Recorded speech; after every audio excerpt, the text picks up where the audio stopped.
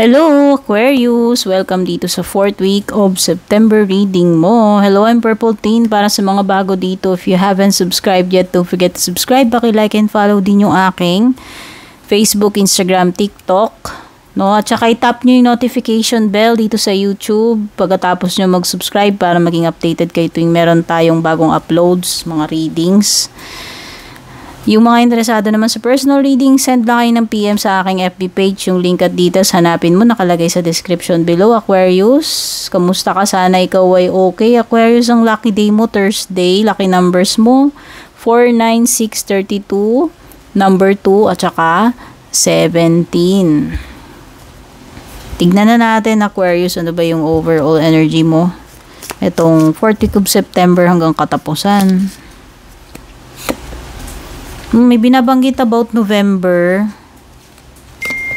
Tapos, taking a vacation physically or mentally. So, time out ang overall energy mo. Ibig sabihin, kailangan mong mag-detox. Mag-me time. Ibig sabihin, kailangan mong magbakasyon. Hindi ko alam kung ano to. Sabi kasi hindi lang naman siya yung actual na vacation na travel. Pwedeng physically or mentally. So whether this is a trip or bakasyon sa ibang lugar, pwedeng ang tinutukoy niyan ay ibig sabihin lang kahit hindi ka naman naalis ng bahay, bakasyon ka muna. Halimbawa, bakasyon ka muna sa mga istorbo sa buhay mo, bakasyon ka muna sa stress. Kahit naman hindi ka literal na magbabakasyon sa probinsya or sa abroad, parang lang, yung i-detach mo lang yung sarili mo and alam mo yun, mag-spend ka ng time na mag-lie low or time out muna, no? Kumbaga, having a break, kahit hindi naman siya actual na travel, na bakasyon, no? Tignan naman natin, Aquarius, pagdating sa pera, career, kabuhayan mo.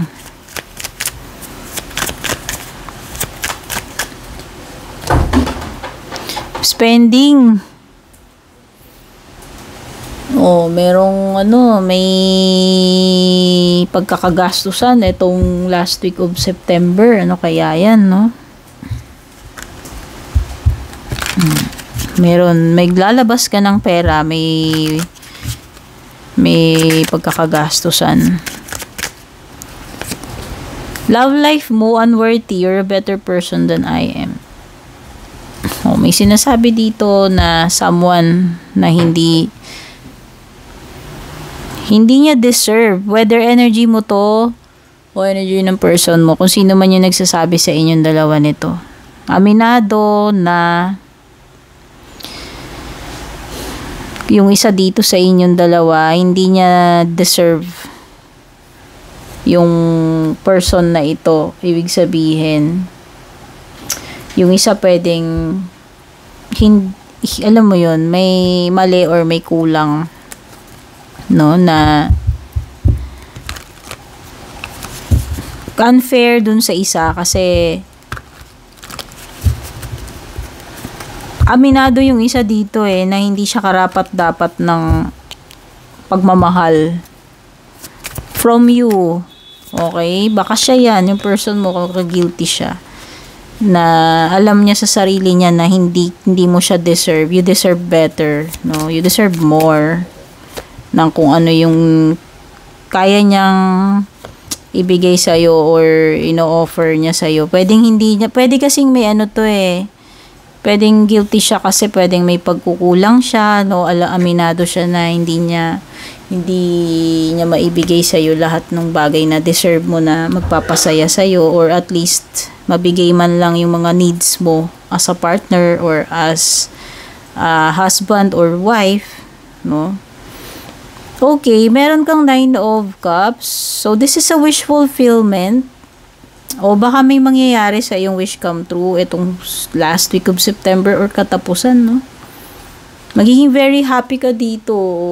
Talagang very proud ka, very happy ka kasi you are blessed actually. You're very blessed.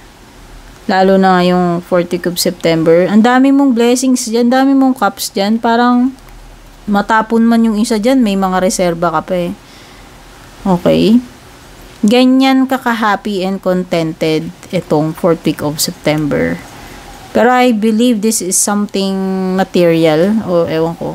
Basta anything pwedeng material pero it gives you a certain satisfaction na very proud ka, no? Dahil dito. The star card, so this is you, Aquarius. This is your energy. Like I told you, with the 9 of cups, the star card, both of these cards are talking about wish come true. So, yan. Ito na yun. Ito na yung katuparan. Ito na yung matutupad at matutupad yung kahilingan mo, yung gusto mong mangyari, Aquarius, ibibigay sa iyo yan, no? Death card, so pwedeng may Scorpio energy, meron ka ring Emperor, Aries energy, Aquarius, Scorpio, and Aries. Death card is a transformation, Aquarius. Dadaan ka sa process ng pagbabago, no, itong 4th week of September, kung ano man itong mga bagay na mapapalitan sa buhay mo. Kasi this will emerge after ng isang ending. Magkakaroon muna ng ending. Something na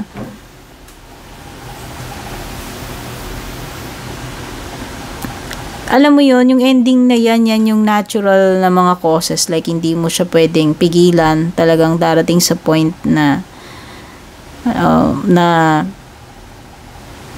kailangan na magbago, and para makuha mo yung mga pagbabago na yun, bago dumating yun, kailangan matanggap mo muna itong ending na ito na dala-dala ni Death card, no? So basta ang simple explanation is may mag-e-end pero mapapalitan yan ng something new. Kumbaga para kang nag-rejuve ng balat mo. Rejuve tawag nila doon, yung nagbabakbak mo ka, di ba? So after nung mga rejuve mo ceased, maganda na yung skin mo kasi napalitan na yung dead skin cells. Yun yung sinasabi ni Death card, o di ba? Para kang nagpa-diamond peel. Tapos fresh na fresh ka na kasi alam mo yun, nakapag-rejuve na. Napalitan na yung mga oldies na dapat ng pakawalan sa situation mo, sa buhay mo, and something new will emerge. O, diba? Yun yung transformation. Basta, merong maganda or malaking transformation paparating sa iyo, Aquarius, no? With the Emperor card, pwedeng ito ay card ng wow, so naaamoy ko rito is like promotion. Oo, kaya siguro magiging very proud ka and happy. Baka ito yun, yung wish granted para sa'yo. Baka talagang gusto mo tong ma-achieve pagdating sa career mo, sa kabuhayan mo, and ma-achieve mo yan. 'Di ba? Pwedeng ito na yung pinapangarap mong job position. 'Di ba? Ang ibig sabihin lang din ni Emperor, you have to take control. Okay? Aquarius, ikaw ang boss this time. Ikaw ang gagawa ng ikakabago ng buhay mo eh. Kasi si Emperor, ibig sabihin taking charge, taking the responsibility. So yan. Pwedeng kung hindi man ito promotion sa trabaho, pwedeng ang ibig sabihin lang nito, babalik na yung control sa buhay mo, which is ikaw yung nagmamanage, ikaw na yung masusunod, hindi the other way around, no? Kumbaga dati, pwedeng hindi ikaw, kumbaga hindi mo hawak yung control, pero ngayon mukhang ikaw na yung in control dito sa sitwasyon mo. So, ang ganda. Expansion, no? 3 of Wands. Ang ganda. Pwede nga, parang ang lakas ng energy dito. Kung businessman ito o career, pinag-uusapan natin. Parang ang laki ng pinagbago mo. Pwedeng na-promote ka na as in, ang layo na narating mo. At may growth pa na naghihintay sa'yo with the three of wands. So, pwedeng ito pwedeng may travel ito in connection to business or career. Pwede ring bakasyon talaga. Ayan na nga yung bakasyon, oh. May element talaga ng travel dito. Pupunta ka sa ibang lugar. Whether connected ito sa personal, like magbabakasyon ka lang or related siya sa career mo o negosyo. Okay, ang ibig sabihin lang nito, lumalawak na yung kung negosyo ito, pwedeng mag-expand ka sa ibang lugar, like lumipat or magdagdag ng branches, no? So, career naman, pwedeng this is an expansion wherein mag-abroad ka at pwedeng doon ka mag-ahasik ng iyong, doon ka mamamayagpag ng iyong tagumpay, o diba? Hindi ko alam pero parang malaking growth ito para sa iyo na may kasamang element siya ng travel, no? Additional energies may bridge successfully. Successfully overcoming problems. Masasolve mo yung mga problema mo. By 4th week of September, kung ano man itong mga pinoproblema mo, Aquarius. Diba position of authority? Tapat ko na yan dyan, tugman-tugma siya sa Emperor. Sa tingin ko, magandang position tong lalandingan mo, Aquarius. Ang ganda. Promotion nga yan, feeling ko. Level up. Love, deep affection and caring. So, ayan. Makakaranas ka ng pagiging harmonious pagdating sa sa relationships mo, whether romantic, family, etc. Ayan. Mararamdaman mo na talagang mahal ka at pinahahalagahan ka nitong tao na to. Talaga, ganun ka-special, ipaparamdam niya yan sa'yo. And the Tower, solid foundation, success with effort. Ano pa ba masasabi ko? Aquarius, maliwanag ito na magiging successful ka, matatag yung position mo, kabuhayan mo. O, diba? Congratulations, Aquarius, napakagandang reading itong 4th week of September mo. Take care. God bless. Don't forget to subscribe.